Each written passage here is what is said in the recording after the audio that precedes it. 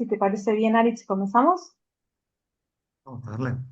Bueno, muy buenas tardes a todos y a todas. Les agradecemos mucho que estén aquí presentes, tarde o tardecita, de ambos lados del océano, porque tenemos gente que nos se conecta de distintos países. Mi nombre es Julia Espósito, soy editora responsable de la revista electrónica de Derecho Internacional Contemporáneo y coordinadora del Departamento de Derecho Internacional del Instituto de Relaciones Internacionales de la Universidad Nacional de La Plata, Argentina.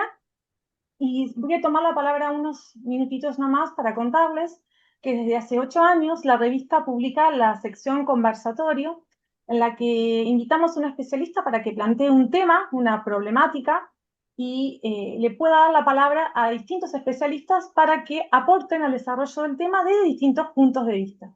Y esto es lo que hemos logrado con este conversatorio que fue coordinado por Arich Obregón Fernández, que además coordina este webinar, en la cual le dio la palabra a 7 especialistas que dieron su punto de vista sobre una temática muy importante, y eso se lo voy a dejar a Alex.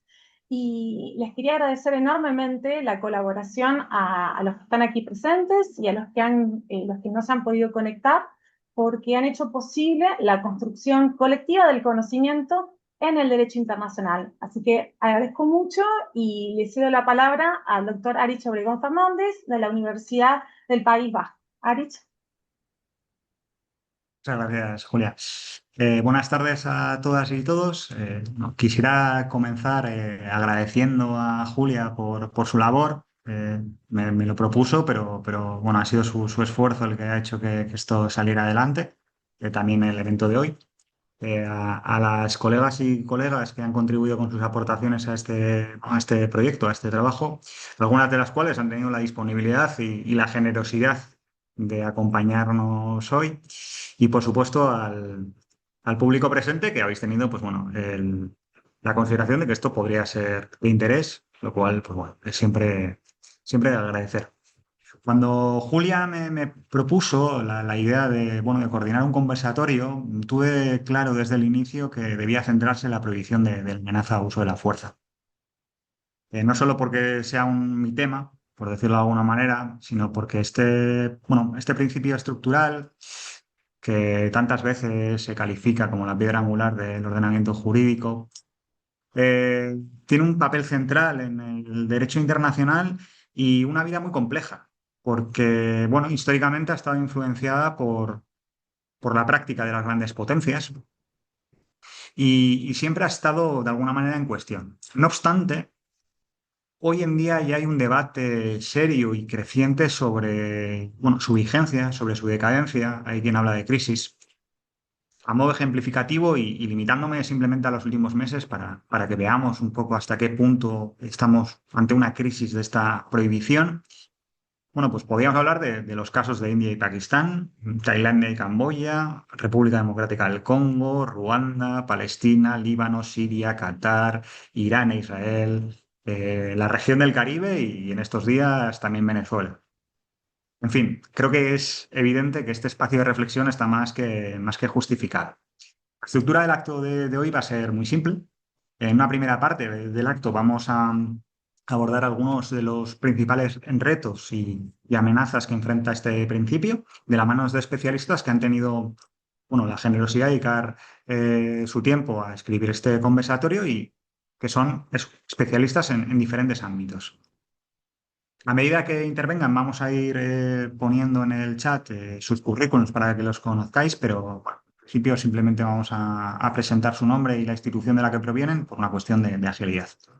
Una vez hecha esta aproximación a los retos y peligros que enfrenta la prohibición, vamos a intentar responder de manera colectiva a la cuestión que da título al evento. Si estamos realmente ante la decadencia de la prohibición de la amenaza o uso de la fuerza, o por el contrario, si, bueno, cierto grado de vulneraciones forman parte de la normalidad histórica de este principio. Finalmente, abriremos un turno de preguntas. Les invito a que vayan escribiéndolas en el chat y al final pues las recogeremos para que las respondan nuestras ponentes.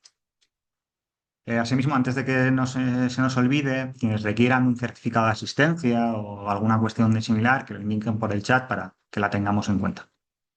Bien, pues sin más dilación vamos a comenzar con el profesor Luciano Techano de la Universidad Nacional de Córdoba, quien ha trabajado sobre uno de los aspectos centrales de la prohibición de la amenaza o uso de la fuerza, el papel del Consejo de Seguridad.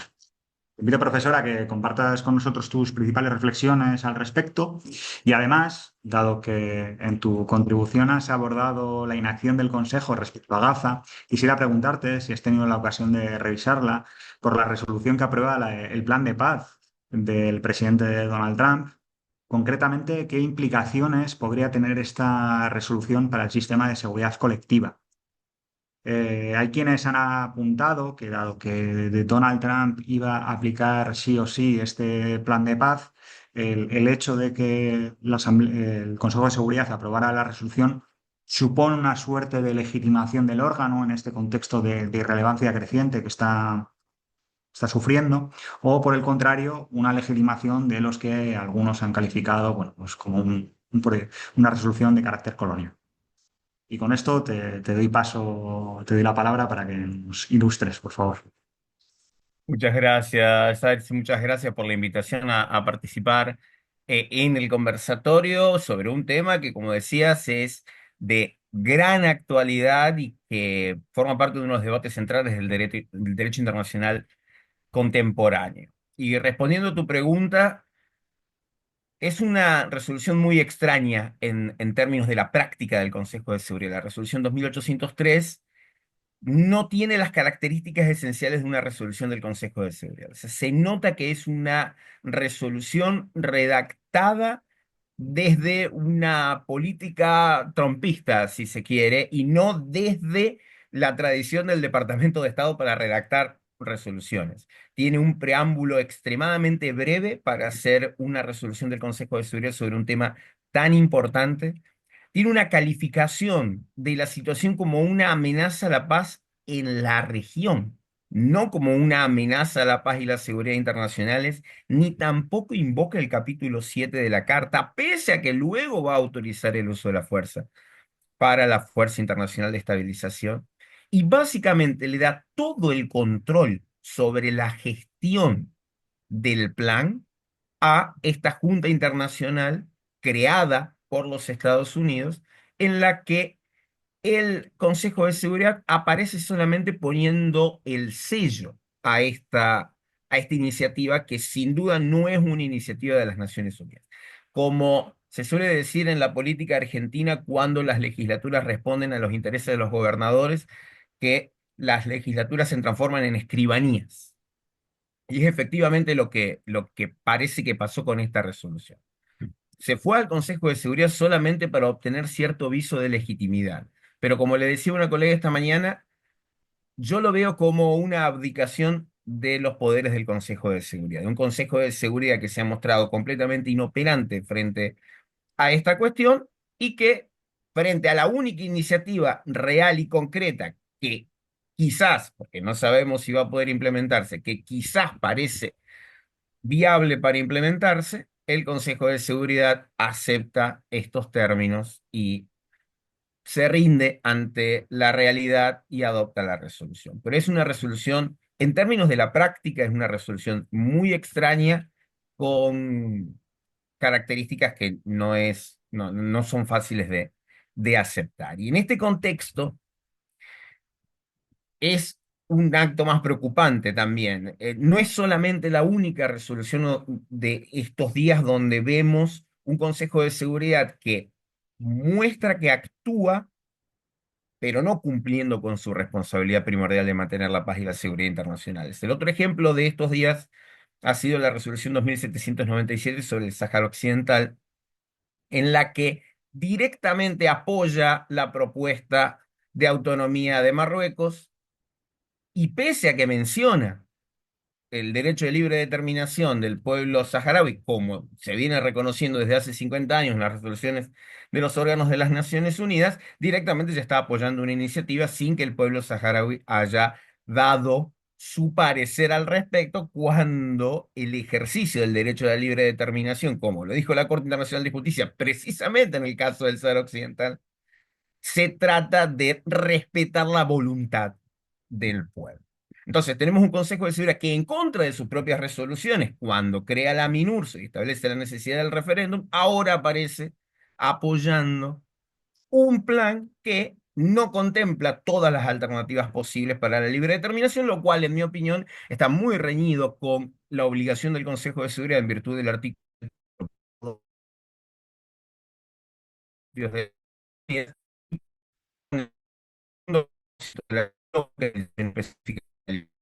de los pueblos. Entonces, de seguridad que nos dimos la inacción en situaciones como es la agresión contra Ucrania, como ha sido la terrible situación de Gaza, y contra Irán, ahora digamos, acción responsable. El Consejo de Seguridad es responsable por favor, ahora nos está mostrando una acción irresponsable. Hacía Disculpa, Luciano, mucho, o sea, una situación. disculpa, creo que no se te está escuchando bien. No, a ver, Ahora, ahora, se entrecorta. ahora, No sé si igual, no sé. no tengo ningún problema de conexión aquí, pero hola, hola, ahora. Ahora bien, perdona, Bien, continúa, ahora parece que bien. decía que tenemos un Consejo de Seguridad irresponsable tanto por la inacción como por estas acciones que están muy reñidas con su responsabilidad primordial y el artículo 24 de la Carta. Y esto también es muy preocupante porque siempre decíamos cuando, frente a las críticas del Consejo de Seguridad, el Consejo de Seguridad es mucho más criticable por lo que no hace que por lo que hace, y ahora tenemos un Consejo de Seguridad que también es criticable por lo que hace, y al no hacer valer los propósitos y principios de las Naciones Unidas, que forma parte de su responsabilidad primordial de mantener la paz y la seguridad internacionales. En este contexto, yo creo que una parte del debate que luego tendremos tiene que pasar por o cómo hacemos que el Consejo de Seguridad cumpla con su responsabilidad primordial o qué alternativas tenemos dentro del sistema de seguridad colectiva para actuar frente a la inacción del Consejo de Seguridad o frente a este fenómeno novedoso de una acción decididamente irresponsable.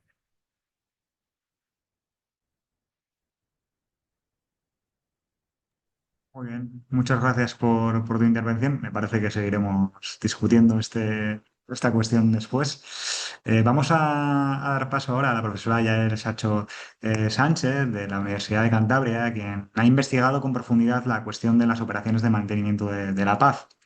En los últimos años hemos visto cómo algunos estados han presionado para dar concluidas este tipo de operaciones. Pensando en algún ejemplo, tal vez porque sea mi ámbito, se me ocurría la MINUSMA, ¿no? En Mali, como el gobierno surgido del segundo golpe de Estado había presionado hasta que consiguió que se retirara la operación de mantenimiento de la paz. En este contexto, profesora, me gustaría preguntarte hasta qué punto podemos afirmar que esta herramienta atraviesa realmente una crisis. En este sentido, ¿es necesario una reforma de la misma o debemos tomar conciencia de su verdadera naturaleza y dejar de utilizarla en contextos inadecuados?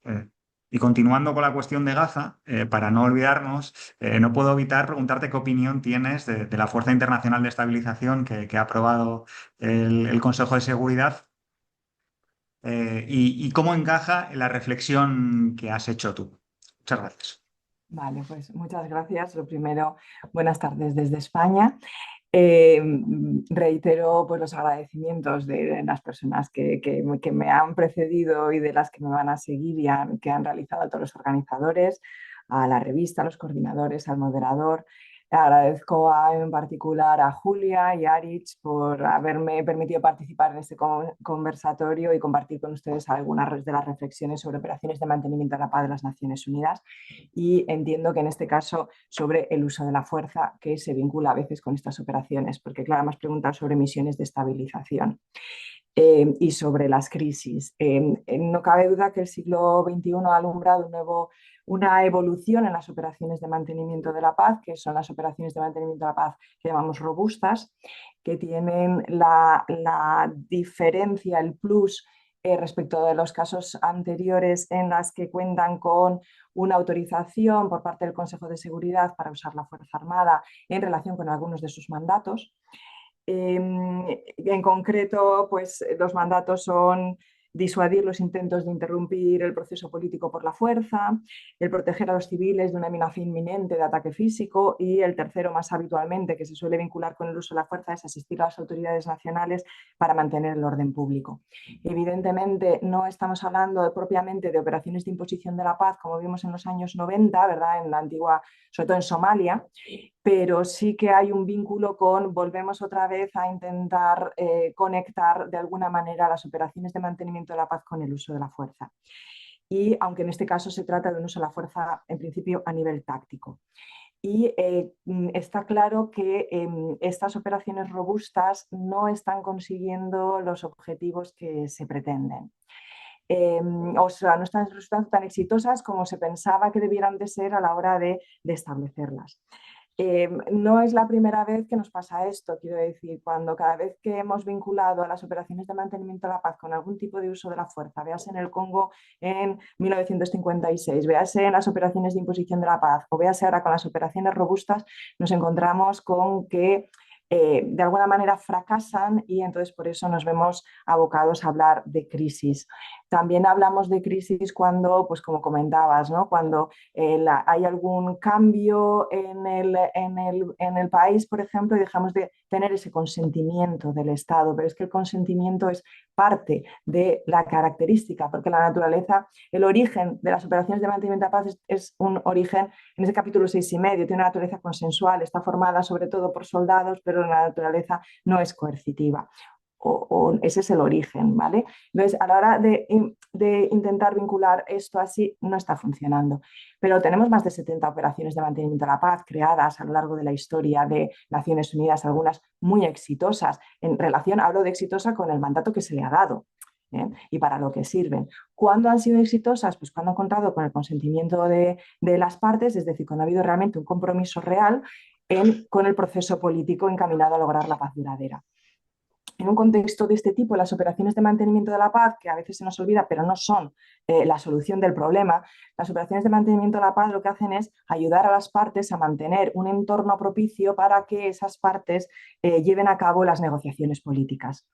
Y como digo, la práctica ha demostrado que en ese marco han sido siempre han sido uno de los instrumentos más eficaces que tiene ahora mismo Naciones Unidas en sus manos para mantener la paz y seguridad internacionales. Lo que pasa es que no valen para no son una panacea a todos los problemas que tenemos. Es cierto que es uno de los instrumentos más eficaces, pero no le vale a Naciones Unidas para todo. Y a la comunidad internacional, por consecuencia. Desde luego no han sido el instrumento mejor para contextos volátiles en los que no hay ninguna paz que mantener. No están capacitadas para crear de manera proactiva un entorno seguro a través de un uso continuado de la fuerza. Tampoco han protegido a la población, su capacidad para proteger a la población civil también es limitada y por tanto yo creo que se les deberían de encomendar mandatos viables en atención a su propia naturaleza, que es esa naturaleza consensual y para eso han funcionado muy bien. Esto además, el hecho de intentar forzar estas operaciones de mantenimiento de la paz, este instrumento, yo creo que además ha creado falsas expectativas en la población local y desde luego en la comunidad internacional. Y esto afecta evidentemente a la pérdida de confianza que se ha venido teniendo en la organización. Pero no tenemos que olvidar que es una organización internacional que tiene los mecanismos que tiene porque son los que los estados le han dado por el principio de atribución. Y bueno, y que no cabe duda que, como digo, que la práctica ha demostrado que es un buen instrumento, me voy a limitar ahora, luego ya veremos en lo demás, es un buen instrumento para mantener la paz y seguridad internacionales, pero cuando se le ha vinculado con el uso de la fuerza no ha dado buenos resultados. Por tanto, me parece que es importante no forzar esta institución para otro tipo de situaciones para las que no funciona bien. Y por eso yo terminaría con dos preguntas, ¿no? ¿Cuáles deberían de ser esas otras medidas? Creo que deberíamos de otorgar, los estados deberían de darle a Naciones Unidas otros instrumentos, además de estos, más allá de las operaciones de paz que tienen en este momento. Y luego también si siempre el uso de la fuerza es parte de la solución, ¿no? Que yo también eso quiero también plantearlo ahí. Bueno, con estos interrogantes, espero no haberme extendido demasiado. Agradezco mucho la invitación y vuestra atención. Muchísimas gracias. Bueno, muchas gracias. Hemos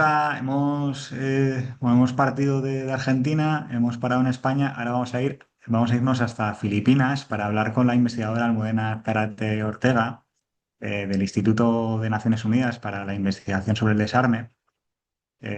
Almudena, tu ámbito de estudio es, a mi juicio, uno de los más innovadores, inspiradores, pero también de los que más dudas generan, el espacio ultraterrestre, ¿no? Hoy ya podemos considerar que este ámbito, pues realmente puede ser un ámbito, mejor dicho, de conflicto armado. Sin ir más lejos, ayer mismo leía que investigadores chinos habían ensayado una interferencia de la red de satélites Starlink de cara a un eventual ataque a Taiwán. En este contexto de la nueva era espacial, de la irrupción del sector privado en el espacio, de la creciente competencia entre grandes potencias, ¿cómo debe entenderse la prohibición de amenaza o uso de la fuerza en el espacio? ¿Qué elementos debemos de tener en cuenta para este ámbito?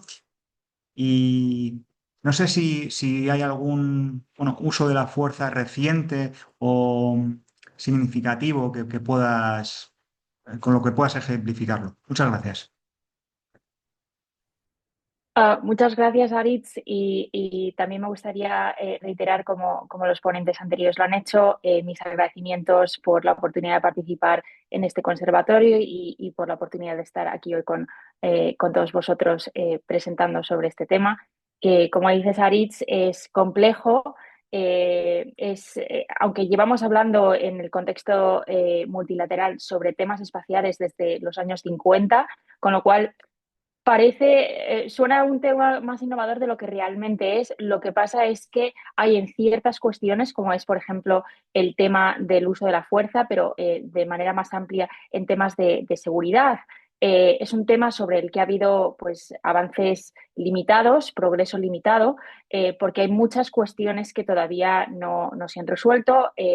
No solamente porque pues, el progreso de los debates multilaterales muchas veces, aunque existe el progreso, pero muchas veces es un poco lento, sino también porque a nivel técnico, a nivel tecnológico, pues ha habido muchos supuestos pues que quizás los negociadores de los tratados se plantearon de manera teórica, pero que no se habían manifestado de manera práctica y los estamos empezando a ver pues ahora que hay más actividad comercial, como indicabas, etcétera. Entonces, me gustaría empezar diciendo que hoy en día la humanidad es más dependiente que nunca de la tecnología espacial. De hecho, la usamos en nuestro día a día de maneras que ni siquiera nos damos cuenta. El hecho de que estemos hoy en esta reunión de Zoom es posible en parte gracias a la tecnología espacial. Si tenéis un móvil, un móvil inteligente con el que accedéis a vuestra cuenta bancaria, o si tenéis una tarjeta de crédito, si invertís en bolsa, si utilizáis Google Maps, estáis utilizando la tecnología espacial. Entonces, en ese sentido, no nos damos cuenta de lo importante que es para nosotros, porque son unos servicios que damos por hecho, pero que si no los tuviésemos, si la tecnología que hace posible estos servicios se paralizase, aunque fuese de manera temporal, durante parte de un día, ni siquiera un día entero, el mundo como hoy lo conocemos colapsaría. Entonces, es muy esencial a nivel civil, pero también es muy esencial a nivel militar. De hecho, las operaciones militares contemporáneas no se conciben sin la tecnología espacial, especialmente cuando esas actividades implican las actividades, o sea, implican pues los estados, ¿no? Con lo cual, y además muchas veces es la misma tecnología, el mismo sistema que se utiliza para fines militares como para fines civiles. Esto es lo que llamamos sistemas de doble uso. Entonces, en ese sentido, pues la seguridad espacial es un tema central, es una necesidad fundamental para la comunidad internacional y que se ha convertido en prioritaria en los debates multilaterales, especialmente en los últimos años. Es un tema que ha generado un creciente interés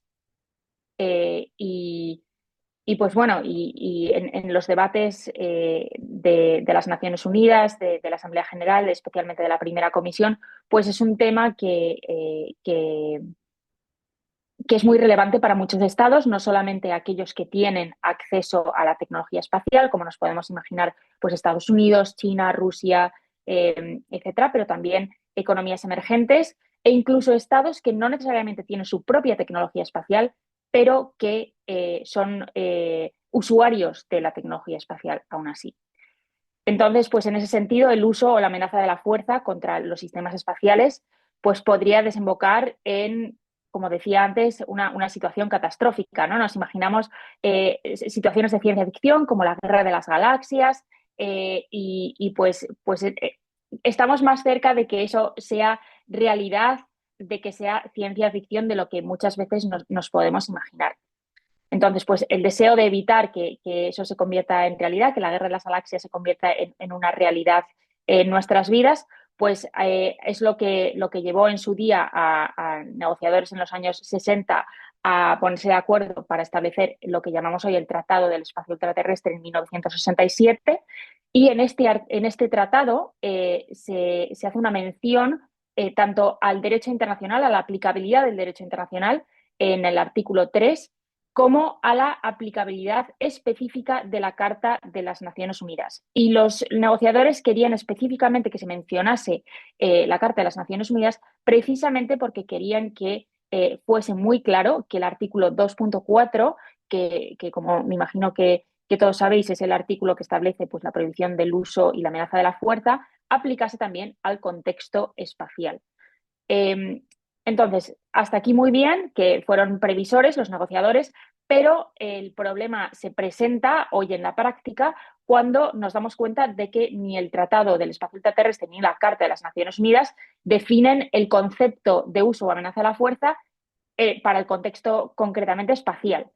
Pero sí que es verdad que leyendo pues, la propia Carta de las Naciones Unidas y pues mirando la interpretación en distintas áreas de lo que el uso o la amenaza de la fuerza significan, pues se pueden extraer una serie de elementos, como me preguntabas al principio, Aritz, que nos permitirían esencialmente una mejor comprensión de qué puede suponer o cómo podemos entender el uso de la fuerza en el contexto ultraterrestre. Y yo lo resumiría en 4. El primero son los medios, esto quiere decir esencialmente cómo se lleva a cabo la acción, que podría ser considerada un uso de la fuerza. Y en este sentido es importante decir que para que una acción se considere uso de la fuerza no es necesariamente, no necesariamente implica el uso de un arma.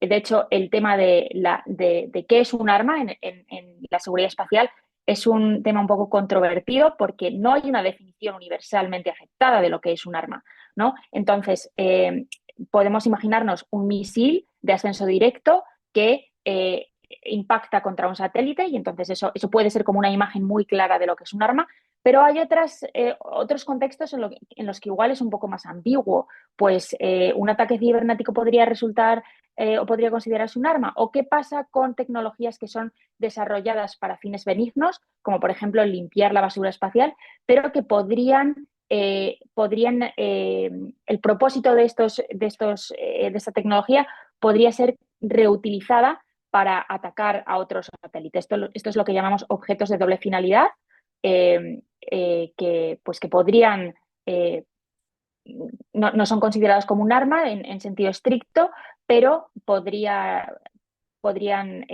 considerarse como que llevan al uso de la fuerza, ¿no?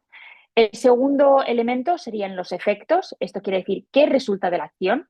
Y los efectos pueden ser directos, pues en el ejemplo que mencionaba anteriormente del misil de ascenso directo, pues impacta, tiene una fuerza cinética, genera una explosión y eso es el efecto directo en el espacio. Pero ¿cuál es el efecto indirecto de ese misil? Pues la pérdida la pérdida del acceso a los servicios que antes mencionaba que son tan esenciales para la Tierra y para la humanidad, ¿no? Y es precisamente quizás esos efectos indirectos que yo consideraría los más importantes, ¿no? Porque son los que verdaderamente causarían una total disrupción de la vida de los civiles y de pues, operaciones militares también, por supuesto. Luego, el tercer elemento sería la gravedad. Esto se refiere a cuánto daño se necesita para que una acción se considere como un uso prohibido de la fuerza. Pues operaciones más intrusivas que pues tienen unos efectos irreversibles, pues por ejemplo la destrucción completa de un satélite que no se puede reparar, cuya funcionalidad no se puede recuperar. Es más probable que eso llegue a considerarse un uso prohibido de la fuerza que operaciones que son menos disruptivas, como por ejemplo una interferencia maligna de comunicaciones o un ciberataque que interrumpe los servicios de un satélite, pero que eventualmente eso se pueden recuperar.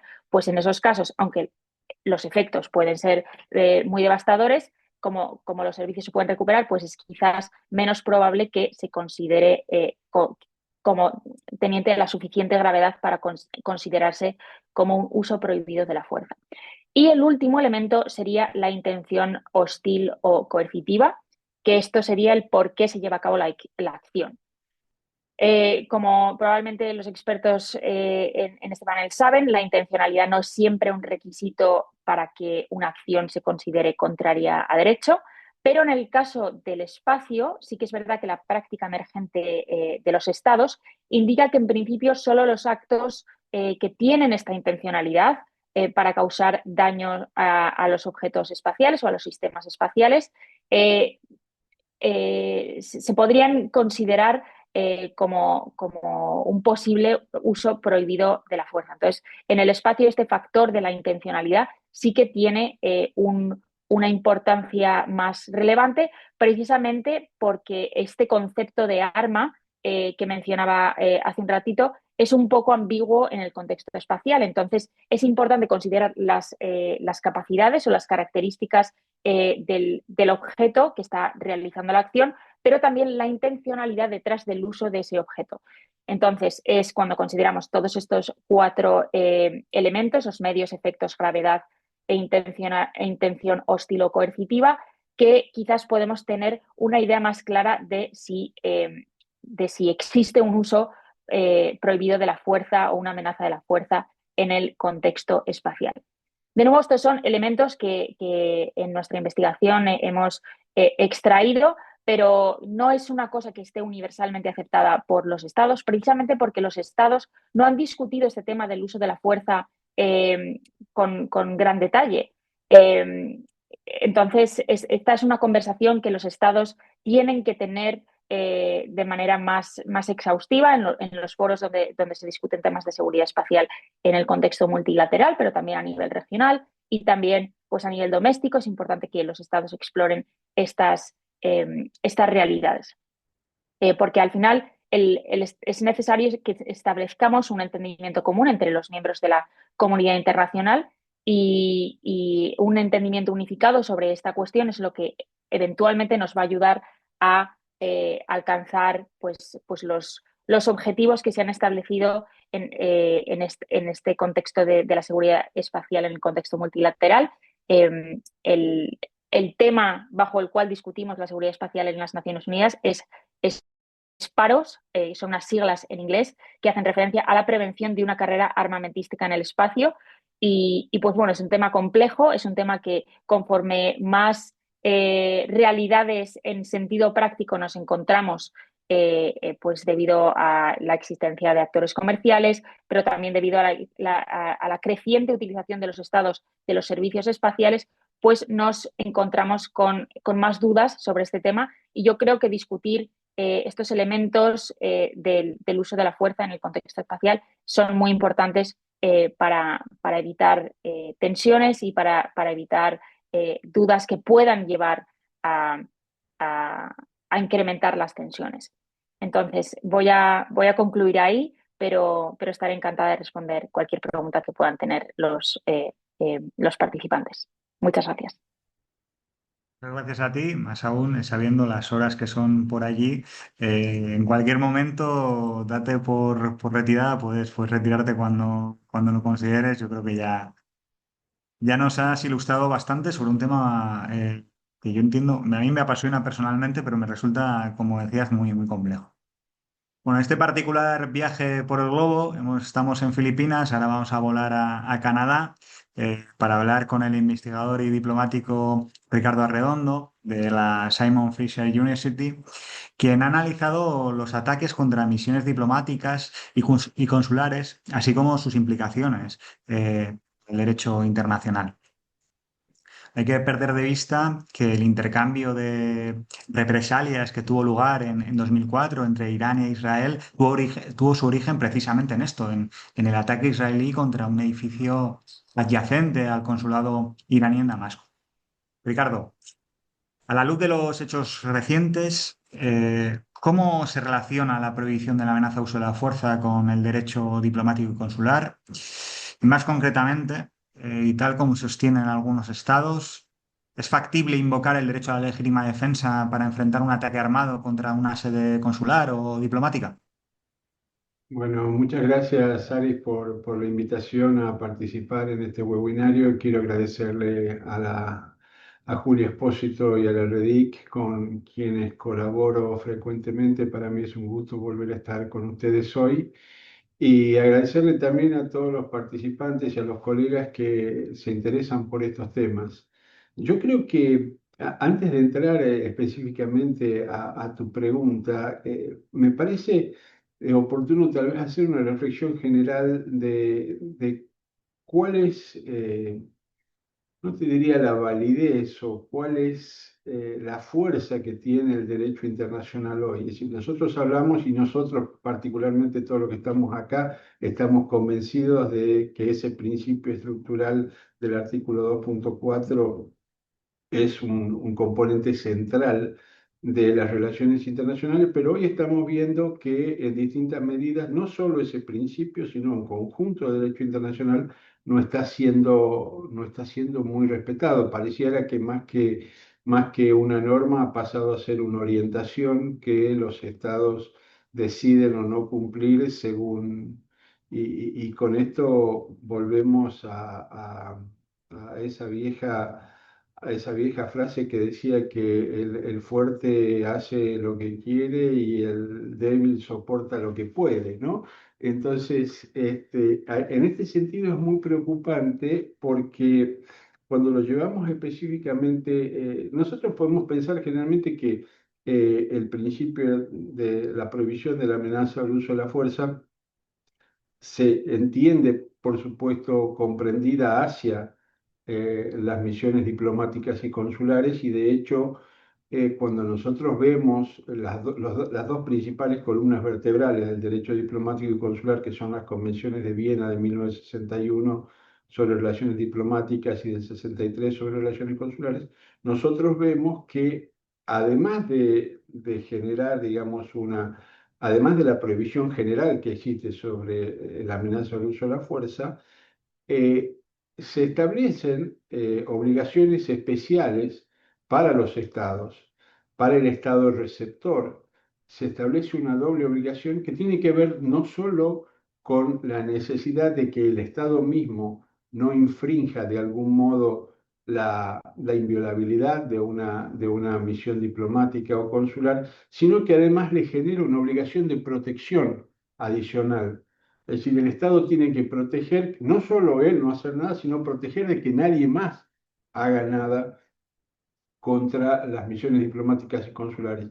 Y cuando lo vemos en el contexto actual, nosotros vemos que no solo, vos mencionabas un ejemplo muy bueno que tiene que ver con el uso de la fuerza contra la sección consular de la embajada, que es un anexo de la embajada de Irán en Siria, pero no son solo episodios de conflictos bélicos. Nosotros vemos que hay muchos episodios que tienen que ver con, si vemos, por ejemplo, lo que pasó en febrero de este año, cuando se cumplieron los 3 años de la invasión de Rusia a Ucrania. Bueno, en Marsella tiraron tres elementos explosivos, lo que se conoce vulgarmente como bombas Molotov, contra el consulado de Rusia en Marsella y a pesar de que el Estado francés trató de desvincularse, de hecho son cosas que suceden. Vemos en distintos puntos que se producen este tipo de situaciones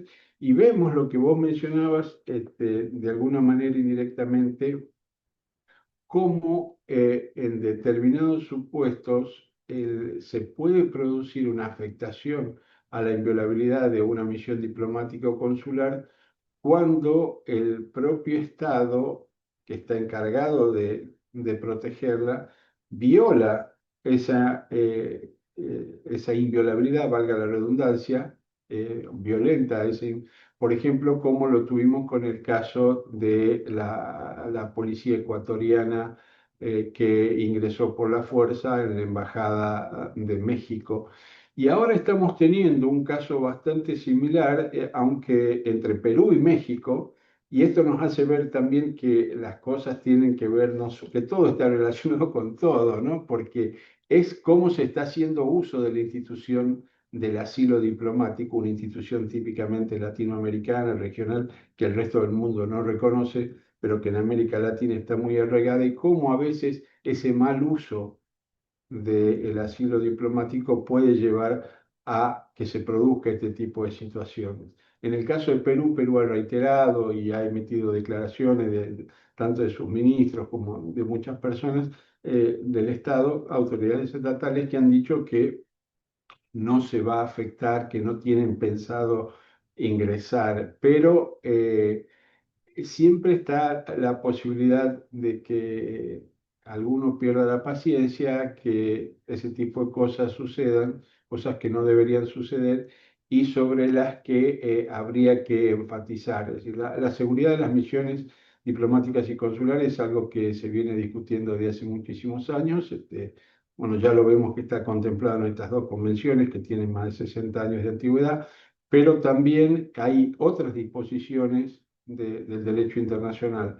Y de vuelta, mi preocupación es hasta qué punto el derecho internacional está siendo suficiente para contener este tipo de actos, ya sea contra misiones diplomáticas y consulares o de naturaleza más general contra el derecho internacional. Creo que el caso entre México y Ecuador en la Corte Internacional de Justicia nos va a dar alguna orientación al respecto, no tanto sobre el artículo 2.4 o la prohibición de ingresar a una embajada, ya lo dijo claramente la Corte en el caso de los rehenes de la Embajada de Estados Unidos en Teherán en 1980, pero va a ser importante las consideraciones que haga sobre la cuestión del asilo diplomático y el uso que pueden hacer los estados sobre ese tipo de normas. No sé cómo voy de tiempo, voy a parar acá, creo que es suficiente y quedo abierto a las preguntas que pueda haber de los colegas o de los participantes. Muchas gracias.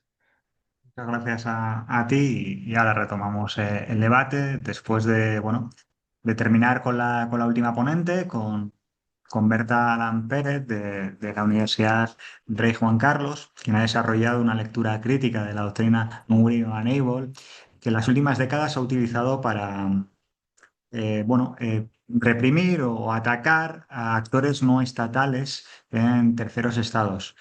Berta, ¿en qué consiste esta doctrina? Si puedes explicárnoslo y por qué consideras que es una deriva peligrosa del jus contra bellum y hasta qué punto dirías que su invocación está contribuyendo a normalizar el uso unilateral de la fuerza.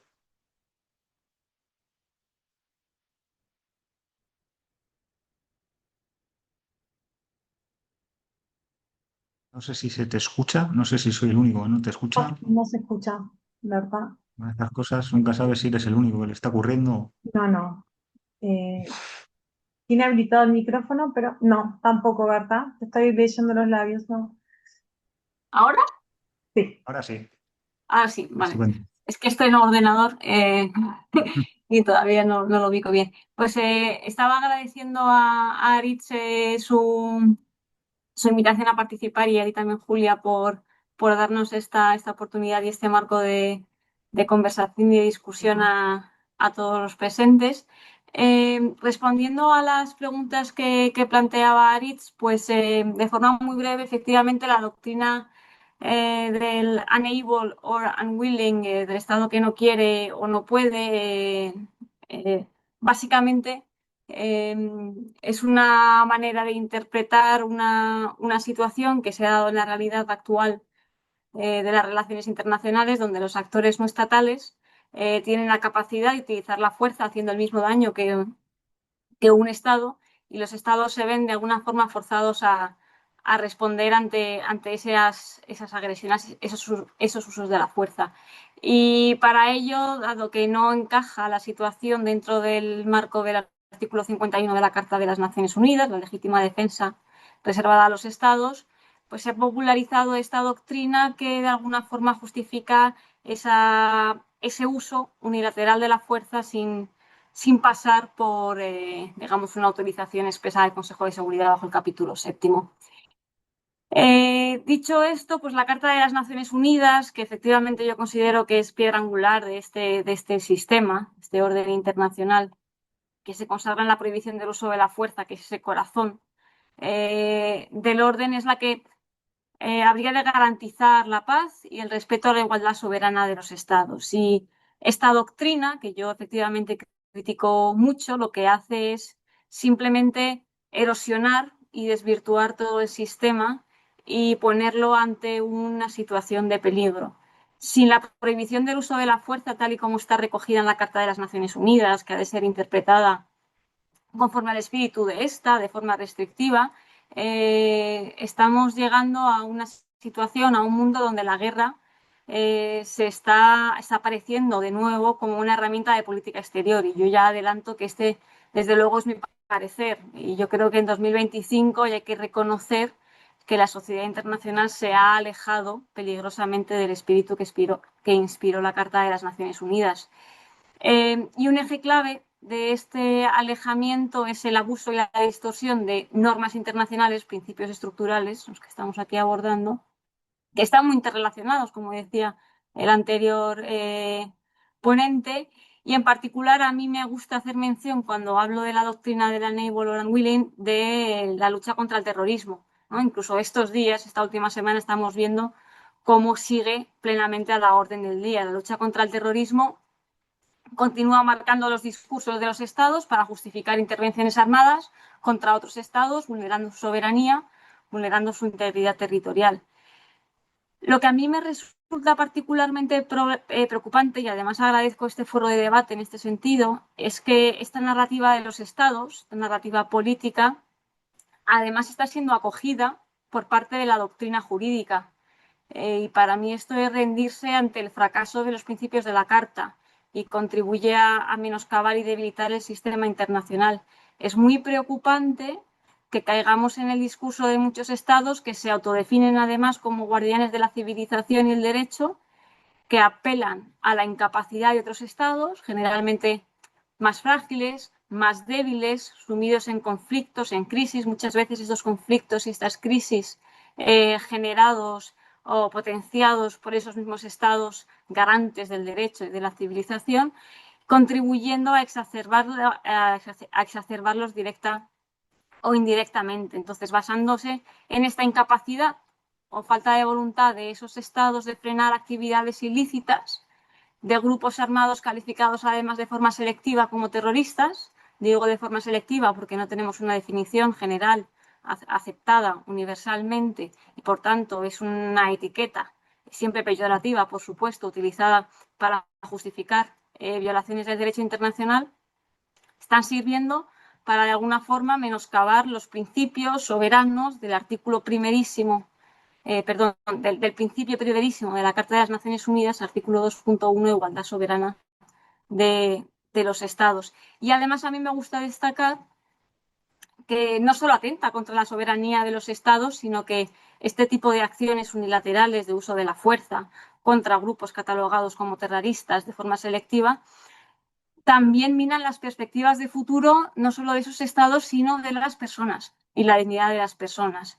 Por tanto, mis conclusiones después de mucha reflexión y que supongo que continuará más adelante es que la doctrina del Unable or Unwilling contribuye a instrumentalizar el derecho internacional como una herramienta de los fuertes contra los débiles, tirando por la borda ese principio de igualdad soberana de los Estados, erosiona ese principio fundamental cuya violación máxima es el uso de la fuerza, y destacar que el principio de igualdad soberana no es un principio meramente simbólico, o sea, no es algo que simplemente esté ahí para ser declarado, sino que constituye el punto de partida de un orden internacional basado en reglas, en el que todos los estados, independientemente de su tamaño, independientemente de su poder, tanto militar o político, influencia política, tienen tanto los mismos derechos como las mismas obligaciones. Y aceptar y aplicar la lógica de la unable or unwilling significa de alguna forma renunciar a la posibilidad de construir una comunidad internacional relativamente o realmente igualitaria y pacífica. Por tanto, a mí no me sorprende que hoy en día estemos viendo una sociedad internacional que se mueve hacia el unilateralismo y el minilateralismo cuando estamos tolerando, e incluyo la doctrina en esa tolerancia, e incluso promoviendo estas doctrinas que fomentan la acción unilateral de los estados como una alternativa a la cooperación, a solicitar ese consentimiento que también decía la otra compañera, que es necesario para hacer verdaderamente que el derecho internacional sea un derecho efectivo, en la que cooperen pues, esos estados, digamos, amantes de la paz. Quedo a disposición para cualquier observación y para participar en el debate. Muchas gracias por tu intervención, Berta. Yo creo que las intervenciones que acabamos de escuchar muestran que la prohibición de la amenaza a uso de la fuerza no solo enfrenta violaciones puntuales y retos concretos, sino yo diría que retos y riesgos de carácter estructural que podrían, o en algunos casos claramente ponen en cuestión este principio. Con este diagnóstico como punto de partida, desde diferentes aspectos concretos de la prohibición, os invito a que, bueno, compartáis vuestras reflexiones sobre la decadencia de este principio, atendiendo a tres aspectos fundamentales. Lo que sería la vigencia de la prohibición de la amenaza de uso de la fuerza, el estado actual del sistema de seguridad colectiva que lo sustenta y, sobre todo, las posibles vías jurídicas y políticas para reforzar esta prohibición, ¿no? Claro, cuando hablamos de la vigencia de la prohibición, más allá de las múltiples violaciones, bueno, he hecho un listado inicial y podríamos agrandar este listado durante horas, sigue siendo en la práctica la prohibición un principio estructural de ordenamiento jurídico internacional, o ya se ha convertido en papel mojado, o simplemente estamos en un momento de riesgo, ¿no?, ante esa perspectiva, o diré más. Estamos simplemente ante una aspiración de la comunidad internacional, simplemente una aspiración, un objetivo a futuro utópico.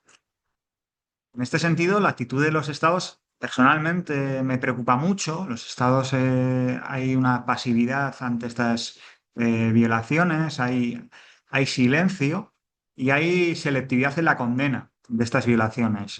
¿Cómo puede afectar esto a la prohibición? Y ya yendo al Consejo de Seguridad, claro, había pensado plantearos la pregunta de si el sistema actual, tal y como está diseñado, puede seguir garantizando la vigencia del principio, pero casi os voy a preguntar por qué no puede, ¿no?, seguir garantizando este principio. Reuniendo datos, veía que ya no es una cuestión de que, bueno, determinados miembros permanentes bloqueen determinadas resoluciones porque le afectan a sus intereses o a sus aliados más cercanos, sino que hemos asumido casi como normal que el Consejo de Seguridad no se reúna ante comunicaciones para informarle que están realizándose ejercicios en legítima defensa. Esto es una cuestión que en México hace unos meses venía a denunciarlo. Allá el Consejo de Seguridad, es verdad que en algunos casos que sí se reúne, pero en otros directamente no se reúne. Esto es especialmente destacable en la cuestión de la lucha contra el terrorismo. En este sentido, bueno, ¿qué hacemos con el Consejo de Seguridad? Hay que volver a hablar de su reforma. Tenemos que atender al veto. ¿Es el veto el obstáculo principal? ¿O existen algunos problemas más profundos de carácter político estructural, ¿no? Y en este sentido, claro, Debemos empoderar a la Asamblea General. Al final, bueno, en 2002, con el veto de Rusia a la resolución que condenaba su agresión a Ucrania, se planteó que la Asamblea General se reuniera con cada veto del Consejo de Seguridad, de alguna manera empoderándola. Deberíamos continuar por esta vía, rescatar incluso la resolución Unión Pro Paz, o deberíamos insistir en la reforma del Consejo de Seguridad. Asimismo, es una cuestión interesante plantear las excepciones de la prohibición.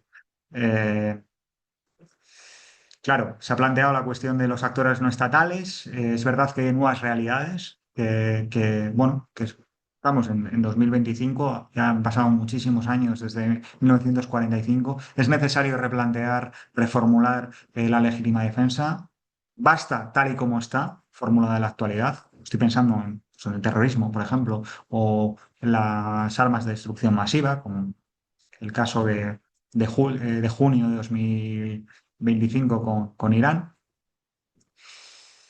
Con esto, bueno, ¿qué hacemos? O sea, es una pregunta ya general y no quiero que suene desesperada, pero hay un momento de qué hay que hacer, qué es lo que tenemos que hacer. Y más allá de las cuestiones de las reformas institucionales y normativas, ¿qué margen tienen los estados que no tienen poder ni aspiran a ser una gran potencia? ¿Qué margen, qué pueden hacer? De nuevo, pienso en un caso concreto, Venezuela, hay una amenaza de intervención en Venezuela y a mí lo que me asombra no es tanto la amenaza de intervención, sino el silencio general. La declaración de la cumbre de la CELAC y la Unión Europea fue incapaz de explicitar nada respecto a eso, simplemente una referencia general. Es decir, ¿qué pueden hacer los estados? Y en paralelo, ¿cuál es nuestro papel? Como, bueno, la doctrina de uso internacionalista sí jugó cierto papel o tuvo cierta relevancia durante la agresión a Irak en 2002. Tuvo cierto papel, hay autores que plantean esta cuestión. Pero lo que está claro es que no ha habido, o sea, o no ha sido capaz de emular este impacto en el caso de Ucrania, en el caso de Gaza, por ser los dos conflictos más relevantes y a los que siempre acudimos estos años. De manera que, bueno, voy a parar ya de hacer preguntas. Igual retomo alguna de las preguntas, os lanzo todo esto y según vayáis considerando, pues ir interviniendo de una manera libre y vamos a intentar ordenar un poco el debate. Así que quien quiera empezar, adelante.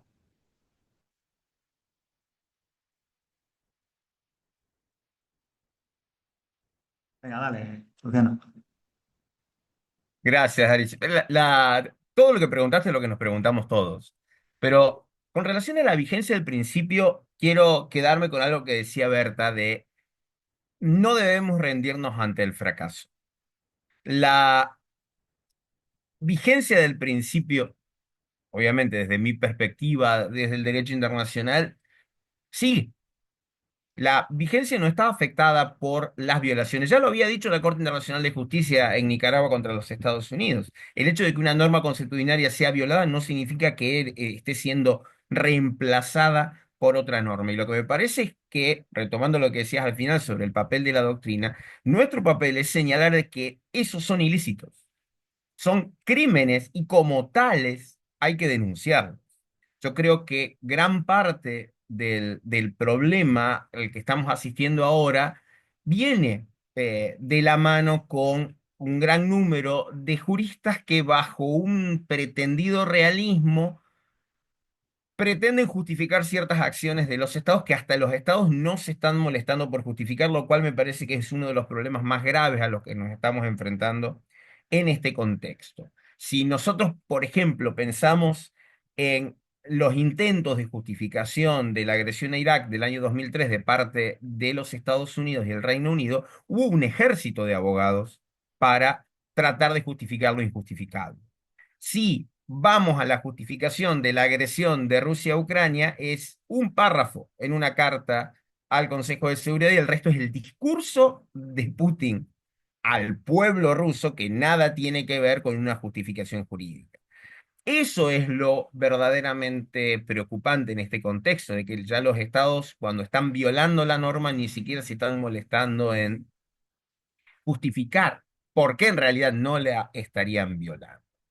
Y en ese sentido, yo creo que ¿qué posibles respuestas podemos encontrar?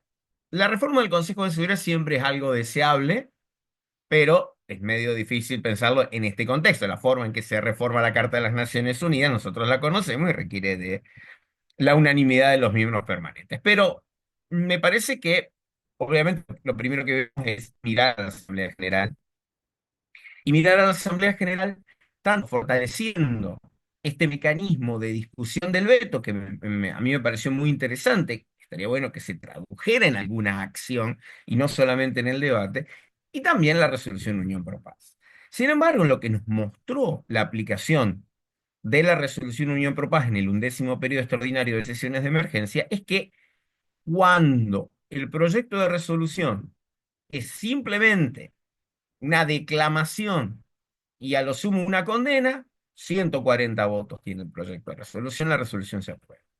Cuando la Asamblea General recomienda hacer algo concreto, baja a menos de 100. Y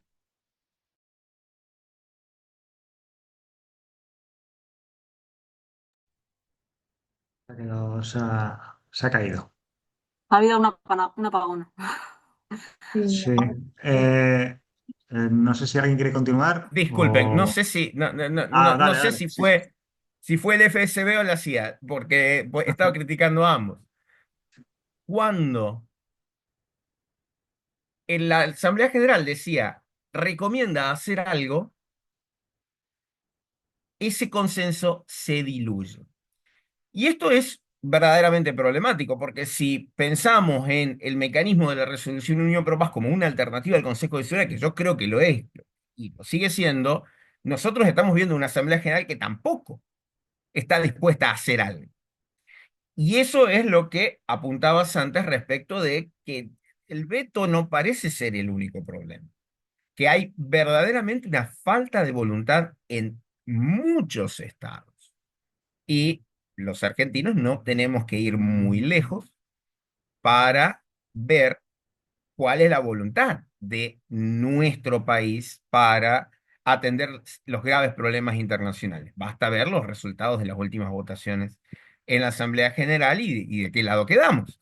Entonces, yo creo que esta crisis del sistema multilateral también tiene mucho que ver con las crisis de las democracias occidentales y que aquella máxima wilsoniana de que las democracias no hacen guerras entre sí, me parece que también está siendo afectada por esto. Si nosotros estamos en estados democráticos asistiendo a la emergencia de liderazgos que no, no le vamos a poner la ubicación y de qué mano van, pero sí que son liderazgos autoritarios que ignoran las normas jurídicas, me parece que el problema es mucho más grave de lo que estábamos pensando y no es solamente una crisis del sistema internacional, sino que es una crisis de las sociedades, ya es una crisis a nivel humano y que es muy difícil resolver desde arriba hacia abajo. Yo creo que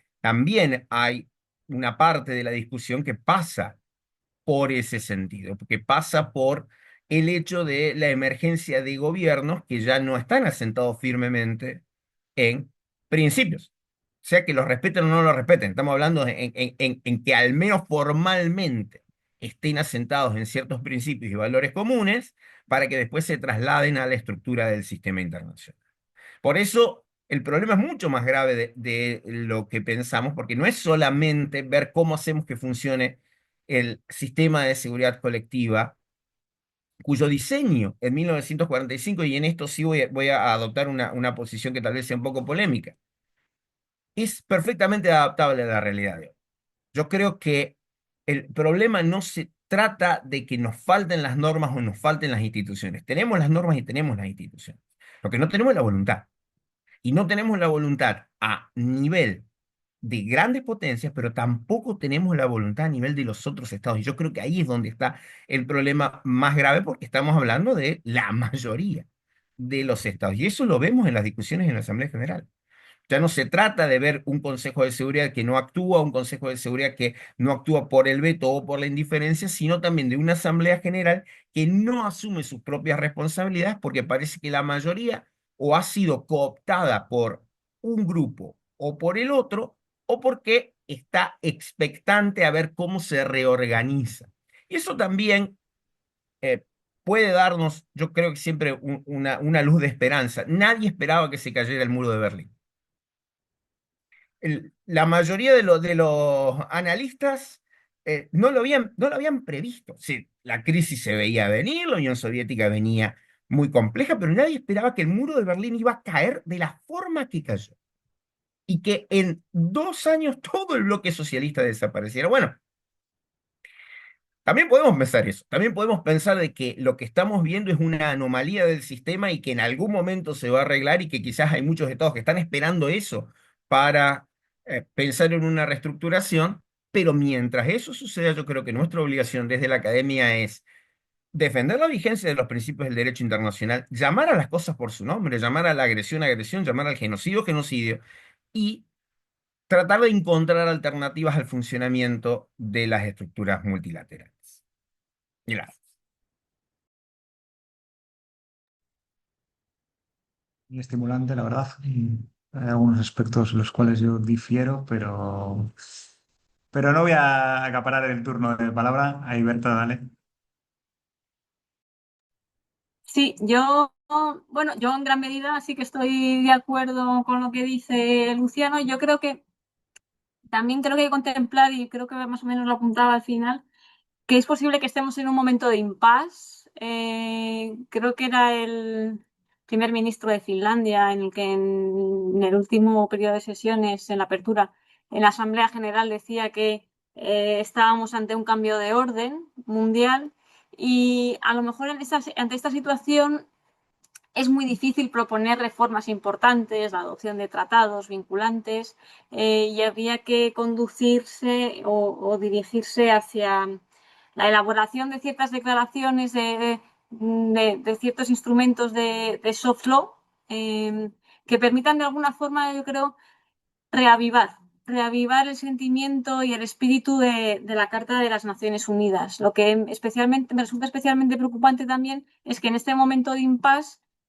nos quedemos quietos esperando cómo responden las grandes potencias, llevando a cabo acciones por la fuerza. Yo creo que un caso clave es lo que está ocurriendo en Gaza y empieza a ser urgente responder teniendo la Carta de las Naciones Unidas en la mano y a lo mejor, ¿por qué no? En esa Asamblea General de las Naciones Unidas, si bien no adoptar medidas, efectivamente, porque a veces pues cae el apoyo en estas resoluciones que adoptan medidas, pero sí una actualización de los principios, de una actualización de la resolución 2625 de la Asamblea General que contempla unas situaciones que de alguna forma muestre la preocupación de los estados de la sociedad internacional ante los nuevos acontecimientos, reafirmen su convicción en los principios, aunque solo sea de forma declarativa, para de alguna forma dar un empujón a esta sociedad internacional que está inmóvil, que yo creo que está en este impasse, que está viendo a ver cómo se manejan las grandes potencias, cómo surgen otras potencias y cómo reaccionan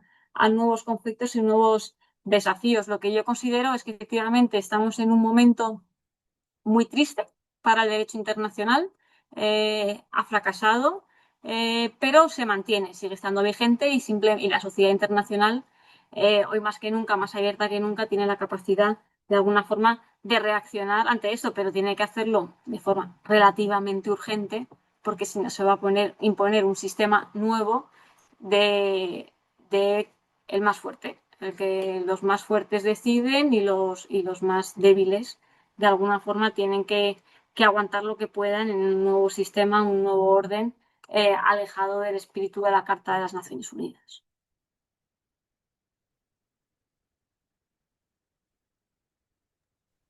Ricardo. Gracias, Aritz. Yo me he pasado en los últimos 35 años tratando de hacer un puente entre la teoría y la práctica. todo lo que nosotros pensamos a veces desde el punto de vista de la teoría, y creo que entre nosotros nos retroalimentamos porque más o menos pensamos todo lo mismo, todos estamos deseosos de que las normas del derecho internacional se respeten, de que las cosas sean pacíficas y que el mundo sea más bonito, choca contra la realidad, choca contra la práctica. Y cuando hablamos del tema, por ejemplo, de la reforma del Consejo de Seguridad, yo hace un tiempo terminé un artículo, un capítulo de un libro que va a publicar la Asociación Mexicana de Estudios Internacionales y me pidieron que hablara sobre la reforma del Consejo y yo dije sí, con mucho gusto, pero spoiler, el Consejo no va a cambiar, no se va a reformar. Esto no va a pasar. Más allá de que nosotros queramos que esto pase, esto no va a pasar. Al menos, yo también soy un poquito más viejo que ustedes, poquito entre paréntesis, eh, pero yo no lo voy a ver y no sé si ustedes lo van a ver. Entonces, yo creo que, como dice Berta, estamos claramente ante un cambio de orden internacional. No necesariamente el orden internacional que venga va a ser peor, pero creo que en este momento es muy difícil que haya reformas estructurales, porque hay una polaridad muy fuerte entre los principales actores del sistema. Y ninguno, muchas veces en cosas que no son quizás tan trascendentes, no se puede llegar a un acuerdo. Y en otras cosas, lo que nosotros vemos es sí una clara tendencia al unilateralismo, al uso de la fuerza, al uso del poder en un sentido más amplio. Por eso también a veces cuando hablamos del Consejo de Seguridad, el Consejo de Seguridad es un órgano que está compuesto por 15 estados. Y acá no es que tiene una voluntad propia, es la voluntad de esos 15 estados. Y muchas veces son esos 15 estados los que no apoyan cuando Luciano decía esta no es una resolución del Consejo, está bien, puede que no lo sea, pero fueron esos 15 estados los que dieron el ok para que eso salga de esa manera. Entonces, lo que tenemos que pensar es cómo tratar de hacer sobrevivir esto que tenemos y ver cómo podemos generar algo mejor a futuro, pero en este momento no están dadas las condiciones para que eso ocurra. A lo mejor soy un poco pesimista, pero es mi punto de vista. Gracias.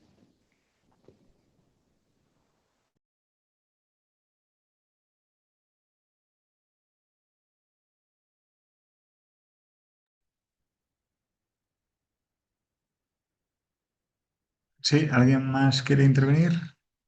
Dale, ya. Es que no suelo usar tanto el Zoom y no veía dónde poner para levantar la mano, perdonadme. No, yo más que nada también un poco con la idea. Yo también creo que el principio de prohibición de la amenaza de uso de la Fuerza Armada sigue vigente totalmente. Creo también que el sistema de seguridad colectiva va a ser muy difícil en modificarlo porque es imposible, evidentemente por la realidad de cómo se puede modificar, pues es lo que tenemos.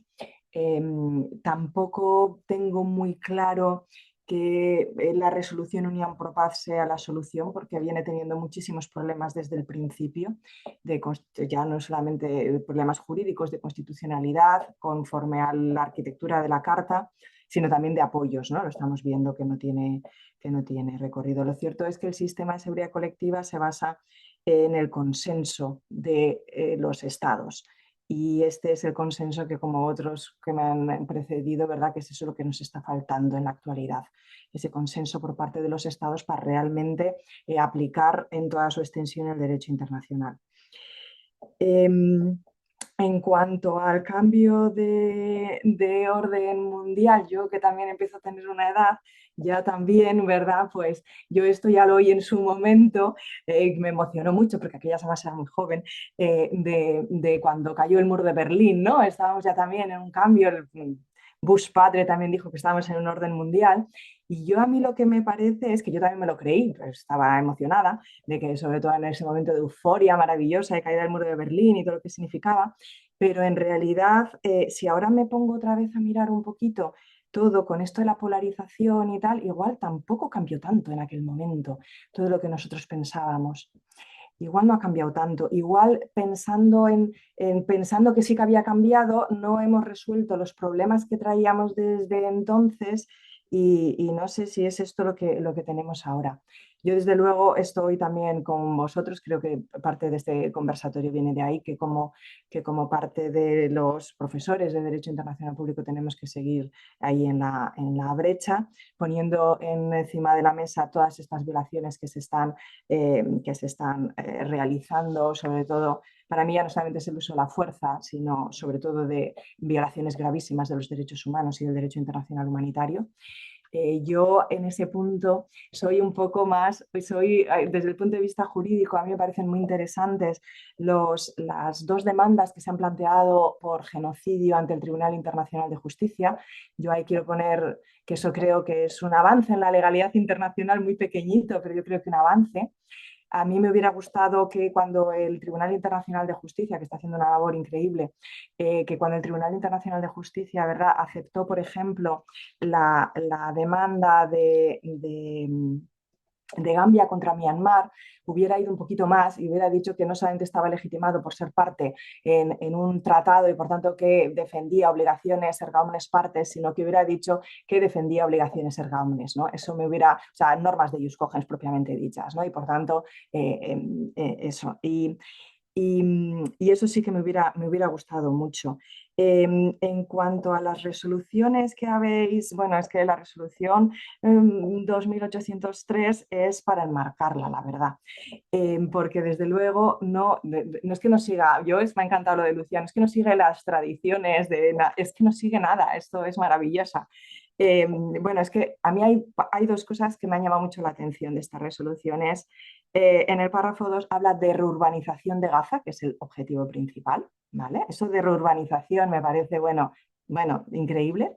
Y luego que el proceso de paz no es un proceso de paz normal, es el proceso de paz de Donald J. Trump. O sea, eso ya me parece, bueno, la bomba, la bomba. No sé si a mí también me van a callar por aquí ahora, no sé por decir estas cosas, pero bueno, me parece increíble. Y luego, un poco que al final no te contesté, Aritz, yo por intentando ser breve, cuando me hablabas de la Fuerza Internacional de Estabilización, es cierto que se crea una Fuerza Internacional de Estabilización, utiliza una denominación parecida a las OMPs robustas, pero lo que se crea no es una OMP, es una fuerza multinacional. Pero yo también con esto de Luciano que decía que es muy original esta resolución, ¿verdad? Es una fuerza multinacional a la que en principio se le autoriza a utilizar todas las medidas necesarias, ¿vale?, que es la fórmula tradicional, pero se han olvidado del capítulo séptimo, porque la fórmula tradicional es de conformidad con el capítulo séptimo. Y además también se ha separado de la práctica que yo señalaba, que por ejemplo que hay en operaciones de mantenimiento de la paz, que es que el uso de la fuerza últimamente se hacía además en relación con funciones concretas. Se hace para algo en concreto, y aquí es genérico, para ejecutar el mandato, y menudo mandato además, menudo párrafo séptimo, vamos, aquí de todo entra. Entonces, claro, a mí, por ejemplo, en esto me queda la duda de si también está autorizada a usar la Fuerza Armada. Yo creo que no, según esto.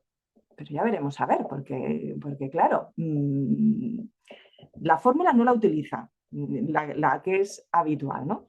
Entonces, no lo sé. A mí la verdad es que se me generan muchas incógnitas. Y yo con esto quería decir también que al fin y al cabo esta resolución, porque siempre hablamos del veto, pero esta resolución ha sido aprobada, si no los datos no me fallan, por 13 estados, con Rusia y China que se han abstenido, ¿vale? Esto, lo mismo que la resolución en cuanto a Gaza y a que se menciona el principio de libre determinación, pero no se respeta para nada el principio de libre determinación del pueblo saharaui. Bueno, igual tenemos que empezar a exigir responsabilidad a estos estados que están dentro del Consejo de Seguridad, porque ahí, dentro de la responsabilidad internacional, cuando se violan normas de ius cogens, el principio de libre determinación o el principio de prohibición de la amenaza al uso de la fuerza lo son, hay una obligación para todos los estados es de cooperar para poner fin. Y dentro de esa cooperación no cabe duda que estos estados que son miembros del Consejo de Seguridad tienen una cooperación elevada, porque están ahí, tienen herramientas en principio para hacerlo. Entonces, no sé si igual en esa línea, abro así, estoy así abriendo el debate, habría igual que intentar eso, como está haciendo de todas formas también el Tribunal Internacional de Justicia en las opiniones consultivas, ¿verdad? Incluso la del cambio climático, sobre todo incidir en la exigencia de responsabilidad internacional. Y con esto acabo. Muchas gracias. Ha sido muy interesante, me ha encantado todo lo que habéis dicho todos. Yo voy a también a intervenir, voy a desligarme de mi función de coordinador y voy a intervenir porque me resulta muy interesante lo que habéis planteado. A ver, yo creo que el problema, y estoy bastante de acuerdo con el planteamiento inicial, no es tanto que haya violaciones, siempre las ha habido, sino que ahora ya no se justifica. Antes ahí los estados sí trataban de más o menos incluirlo dentro del artículo 51, buscaban interpretaciones expansivas, pero cada vez más se hace de una manera bruta, ¿no? Borrell hablaba de la brutalización de las relaciones internacionales. Creo que se ha visto en 2022 con Ucrania, también se ha visto con el ataque a Irán. O sea, realmente, y si escuchas a Donald Trump, una de las cosas buenas que tiene Donald Trump es que habla y dice las cosas tal y como las piensa. Y claro, simplemente querían atacarle y efectivamente lo han atacado. ¿Para qué? Para presionarle. Y si vamos ahora a la cuestión del Caribe, lo estamos viendo. O sea, de hecho, por la información filtrada del Departamento de Estado, la justificación para atacar a estas lanchas que teóricamente transportan droga es absolutamente demencial. Aluden a que hay un ataque químico vinculado con el fentanilo, una cosa que no se sostiene por ningún lado. A mí este es el primer elemento que diría la gravedad es que ya los estados no se sienten con la necesidad o con la presión política de vincularse a esta norma. En segundo lugar, creo que hay un problema con el resto de estados. El resto de estados no está pidiendo cuentas. Yo en mis investigaciones me da por leer las actas del Consejo de Seguridad y hay algunas intervenciones del siglo pasado sobre determinados usos de la fuerza que son o sea, es que las lees y dices, y te emocionas de la dureza de los términos que emplean. Ya no, ya no. O sea, ya no hay esos términos. Ya sí, en algunos casos, pero es mucho más circunstancial. Y sobre todo, condena condicionada que siempre ha existido, también es verdad. Claro, aquí hay que reclamar a estos estados que se posicionen. Y esto es una cuestión de voluntad. Y aquí es, bueno, no sé si es pedagogía o cómo podemos solventar esto, pero aquí hay una cuestión de que hay que llamar a estos estados para que se posicionen. Pues, por ejemplo, ahora con Venezuela, pues, teóricamente, América Latina, que siempre ha tenido una posición muy clara respecto a la no intervención, la no injerencia, que ha tenido un desarrollo histórico en este sentido, no está respondiendo, no está a la altura.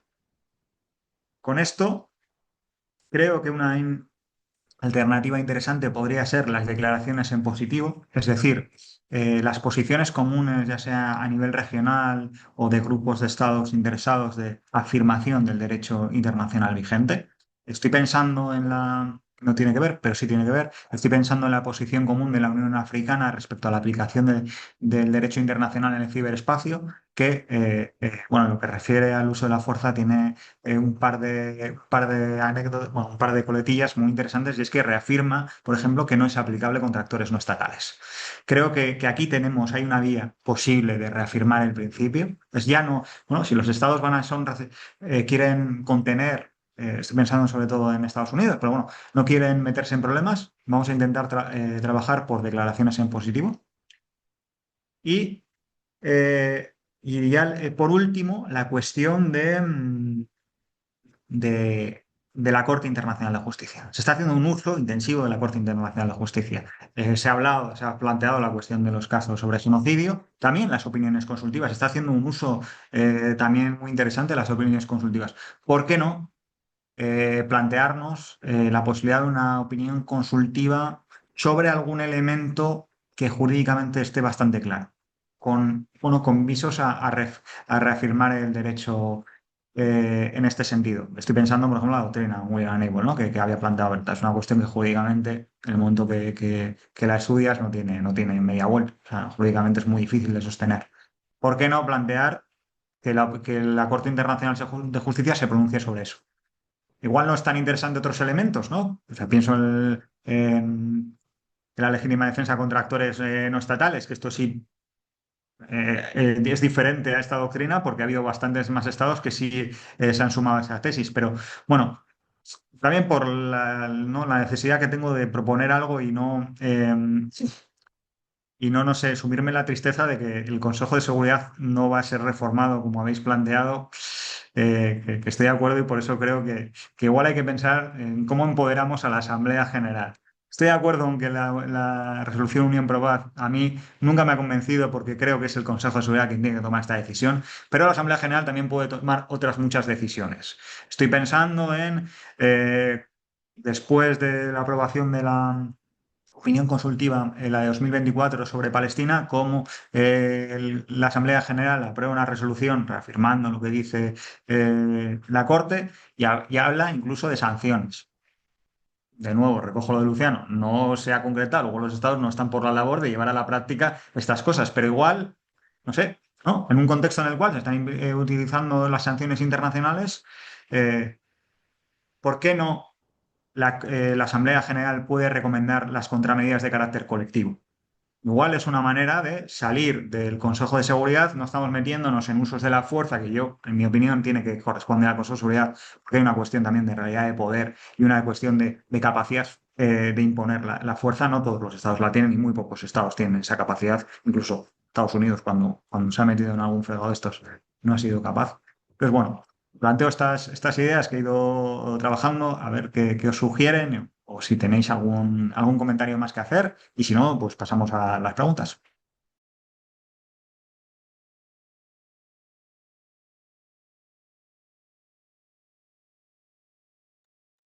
Adelante. Gracias, Alice. Y gracias, Yael, porque tocaron justo mi otro tema de investigación. Mis líneas de investigación son el Consejo de Seguridad y las obligaciones erga omnes, por otro lado, y que por supuesto se tocan muchísimo.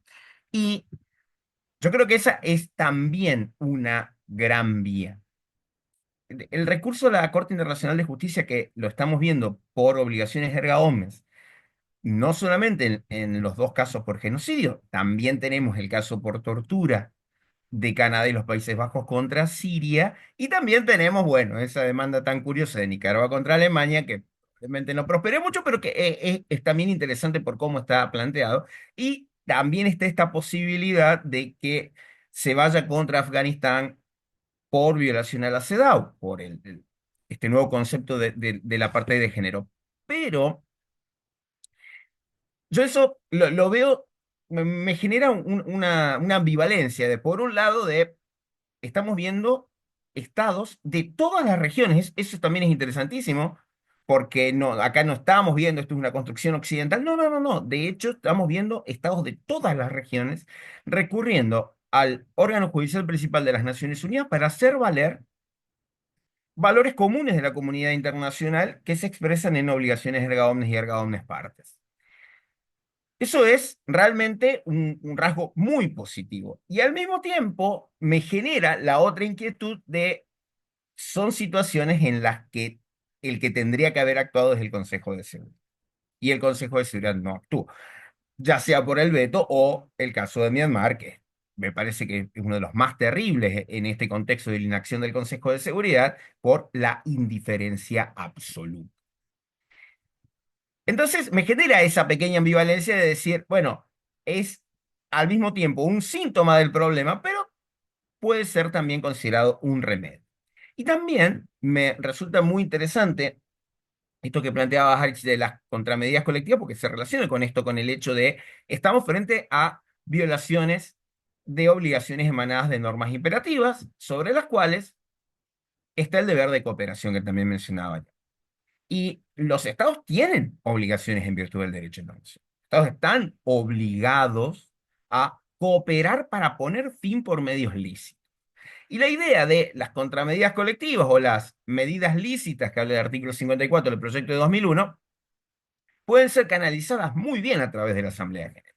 La Asamblea General solamente va a poder hacer recomendaciones, pero la obligatoriedad va a venir dada por las propias normas del derecho internacional y la reacción frente a la violación de normas imperativas. Y entonces, los estados, inclusive negando la obligatoriedad, podrían actuar y tendrían un manto de legalidad suficiente para justificar esas pseudosanciones recomendadas por la Asamblea General a partir de sus deberes en materia de responsabilidad internacional. Y con relación a una opinión consultiva de la Corte Internacional de Justicia, yo quiero traer algo que Belarus y Rusia habían propuesto al Comité de la Carta en 1999, inmediatamente después de la intervención de la OTAN en Kosovo, sobre una propuesta para presentar un proyecto de resolución de solicitud de opinión consultiva a la Corte sobre las consecuencias jurídicas de los usos de la fuerza no autorizados por el Consejo de Seguridad que no fueran en legítima defensa. Algo que en su momento fue resistido, obviamente, por la OTAN y por muchos estados occidentales, pero que no ha dejado de estar en la agenda del Comité de la Carta, inclusive después de la agresión a Ucrania, y que Rusia y Belarus lo siguen manteniendo dentro de la agenda del comité. Y uno podría pensar si no es hora de apropiarse de ese proyecto y llevarlo, porque también terminaría afectando a Rusia y a Belarus, que está siendo cómplice en la agresión. Por eso, esa también es una opción. El problema que yo veo ahí es que la Corte, cuando se trata de uso de la fuerza, y lo vimos en las últimas opiniones consultivas, sobre todo en la de la ocupación, ha tomado un lenguaje muy ambiguo, a diferencia de otros aspectos como el derecho humanitario o derechos humanos. No queda claro en la opinión consultiva dónde está el uso ilícito de la fuerza que lleva a que apliquemos el principio y que se haya transformado en una anexión la ocupación de Palestina. No está claro si fue en 1967, si fue en un momento posterior, es porque la Corte toma un lenguaje muy laxo sobre el uso de la fuerza, lo cual podría traer algún problema en una eventual opinión consultiva. Y también, con relación a los casos contenciosos, esa interpretación tan estricta que hizo de su competencia en virtud de la Convención contra el Genocidio en la demanda de Ucrania contra Rusia, haciendo lugar a la excepción preliminar de Rusia, diciendo que no va a considerar todo lo que tenga que ver con el uso de la fuerza porque no forma parte del alcance de la convención, pese a que Ucrania y los 32 países que intervenían consideraban que formaba parte del alcance de la obligación de prevenir el genocidio de acuerdo a su propia jurisprudencia, como lo dijo en 2007 en Bosnia contra Serbia. Pero me parece que son también áreas, el tema de la responsabilidad internacional por violación de normas imperativas y el papel de la Corte y de la Asamblea General, me parece que también es una alternativa a la inacción del Consejo de Seguridad. Así que me alegro mucho que hayan traído también este aspecto del tema. Gracias.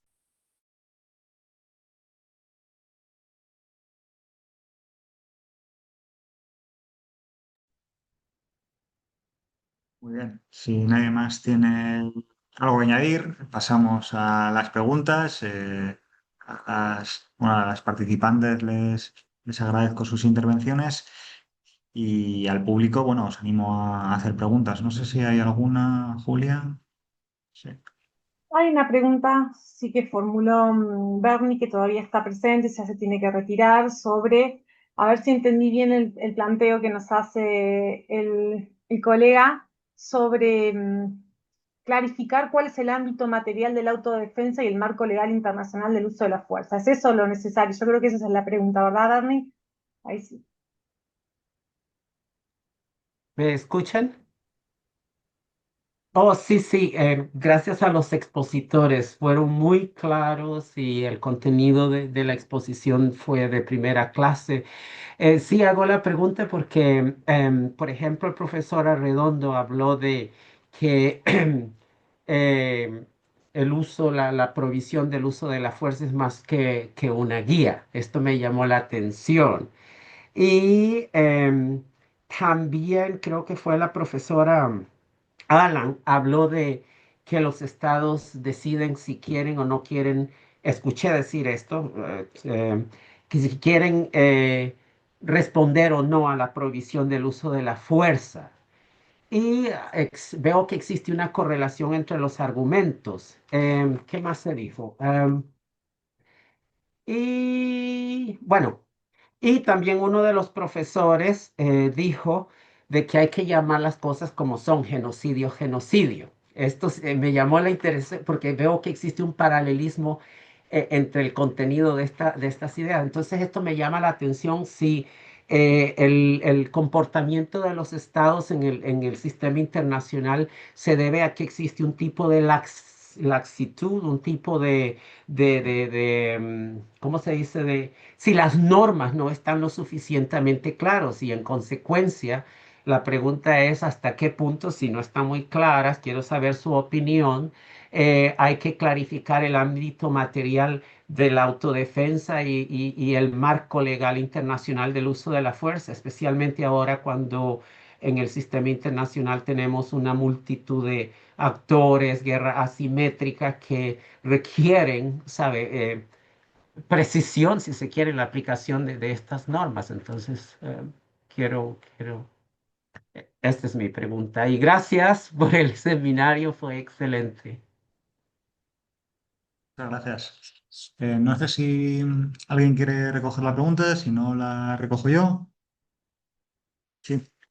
Yo iba, sí, evidentemente sí hace falta, o sea, con claridad, sí hace falta delimitar con, bueno, el ámbito material de estas, no solo de la prohibición, pero más bien yo diría de la legítima defensa. De hecho, ha habido un esfuerzo por clarificar en 2021, si no me equivoco, una reunión bajo la fórmula ARREA en el Consejo de Seguridad propuesta por México con la intención de bueno, de clarificar algunos aspectos sustantivos y procedimentales del derecho a la legítima defensa. Solo intervinieron 33 estados, pero fue una reunión muy interesante para clarificar estos elementos.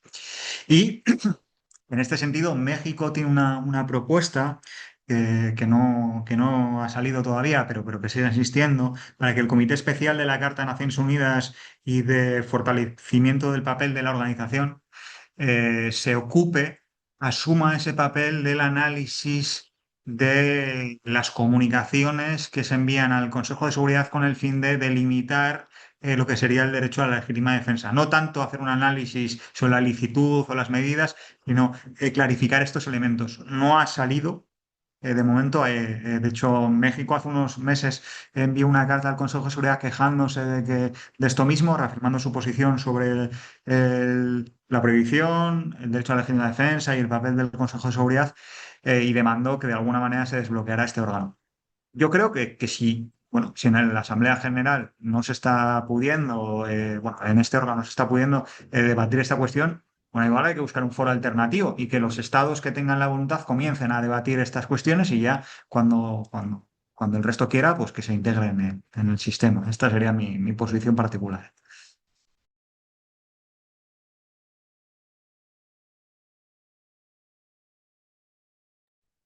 Hay otra pregunta. ¿Por qué creen que la Corte Internacional de Justicia es tan reacia a examinar la violación del uso de la fuerza? Como ha comentado el profesor Pechano, puede ser que la Corte Internacional de Justicia considere que es un tema demasiado sensible políticamente y prefiera ser más cautelosa, como hace, por ejemplo, a veces el Tribunal Europeo de Derechos Humanos o el TJUE en materia migratoria. Luciano, creo que esto es para ti. Gracias.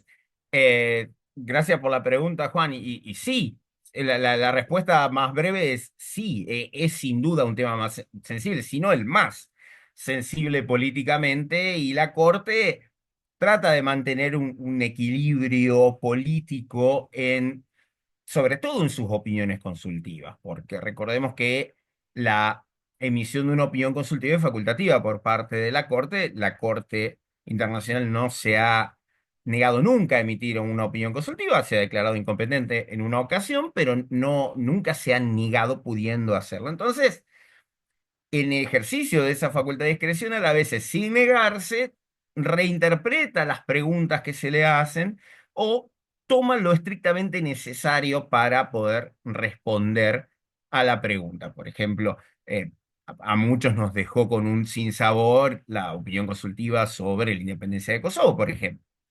Pero en las últimas, sobre todo en las dos últimas con relación a la cuestión de Palestina, nosotros vemos que mucha contundencia de parte de la Corte en el fondo de la cuestión. Pero cuando entramos al uso de la fuerza, ahí el lenguaje se vuelve un poco más ambiguo y la Corte dice lo estrictamente necesario para poder resolver la pregunta que se le hace. Si la enfrentáramos a una pregunta directa sobre el uso de la fuerza, ahí ya no sabemos cómo reaccionaría la Corte. Pero sí, evidentemente la Corte busca ser políticamente cautelosa y nosotros tampoco tenemos que olvidarnos que los 15 jueces de la Corte representan los principales sistemas jurídicos del mundo y también los miembros permanentes del Consejo de Seguridad.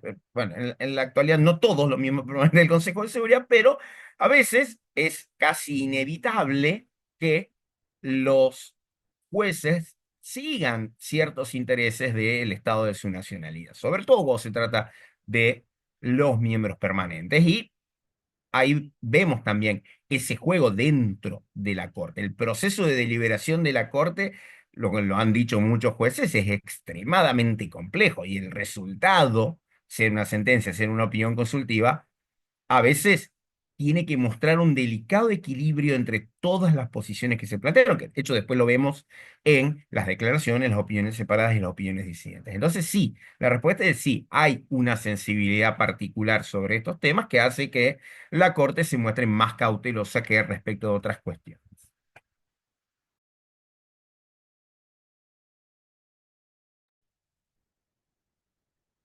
Pues muy bien, no sé si no hay ninguna pregunta más, de manera que, bueno, os doy una vez más la palabra por si tenéis alguna cuestión más que añadir, que aclarar. Nada. A mí, Aritz, a mí me gustaría daros la enhorabuena. Es que no me va la cámara, tampoco os perdéis mucho. Entonces, perdón, pero enhorabuena por el conversatorio y no voy a preguntar nada porque si no, no quiero alargar esto y nada, me alegro en lo que has organizado y a los compañeros, los intervinientes. Muchas gracias, Carlos. Pues nada, para cerrar quisiera agradecer a las participantes que, bueno, pues por participar en el conversatorio, por la disponibilidad de acudir aquí, que han sido horas muy intempestivas, así como a la revista electrónica de Derecho Internacional, al Departamento de Derecho Internacional del Instituto de Relaciones Internacionales, que han hecho posible el diálogo y a vosotras y vosotras a vosotros y a vosotras por haber participado aquí. Muchas, ¿Me muchas gracias. permiten? ¿Me Pues permiten? ¿Me escuchan?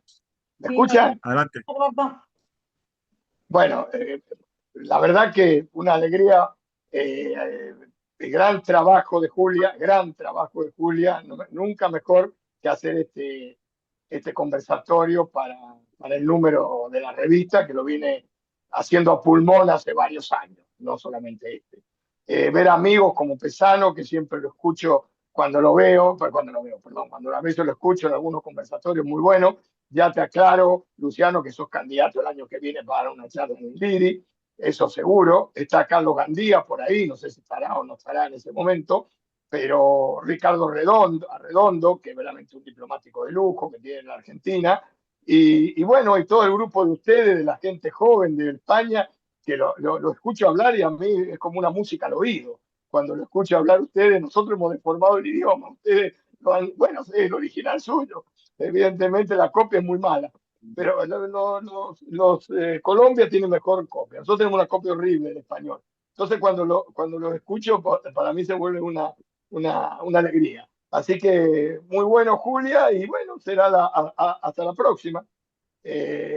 Muchas gracias por su participación y siempre tiene el ámbito del IRI, el ámbito del Departamento de Derecho Internacional, la revista de Julia. Así que bueno, adelante y saludo a nuestros amigos españoles. Creo que no hay nada más que España, ahora hay otro país, ¿no? Creo que en este caso no hay otro país. Así que bueno, muchas gracias. Hasta la próxima. Gracias, Norberto. Bueno, cierro yo con un agradecimiento general a Aris, principalmente, y a todos los ponentes y a quienes se sumaron a esta discusión que estuvo por demás interesante realmente, todos los aportes. Así que muchas gracias y nos vemos la próxima. Hasta luego.